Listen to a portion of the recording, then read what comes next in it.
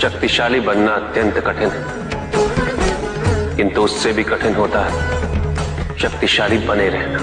और इसके लिए आवश्यक है कि हम शक्तियों से प्राप्त हुए उत्तरदायित्व का सम्मान करें। जब जब संसार दुष्टता और पाप से बोझिल हुआ है, शिव और शक्ति उसे मुक्त कराने हेतु सदैव प्रस्तुत हुए।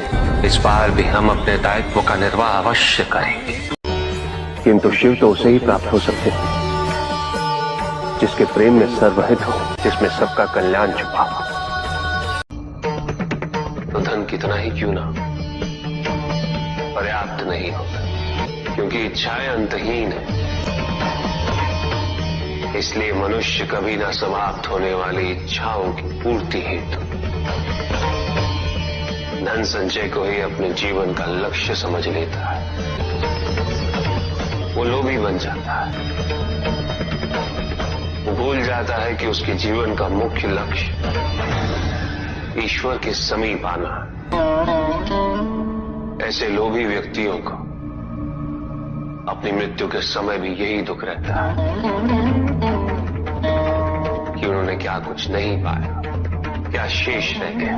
ऐसे समय में वो एक क्षण के लिए भी ईश्वर का स्मरण नहीं करते। अपने जीवन की निरर्थकता और व्यर्थता का बोध नहीं होता। ये समस्त संसार माया, सब कुछ नश्वर।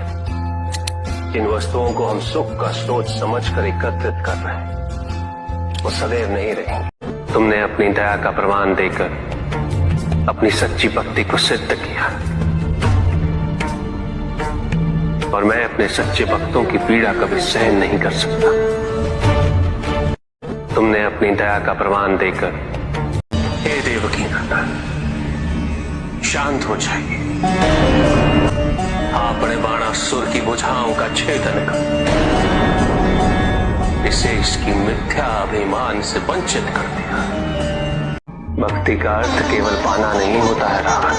भक्ति में अहंकार भी नहीं होता, भक्ति में तुलना भी नहीं होती। केवल श्रद्धा, समर्पण और विश्वास होता है भक्ति में।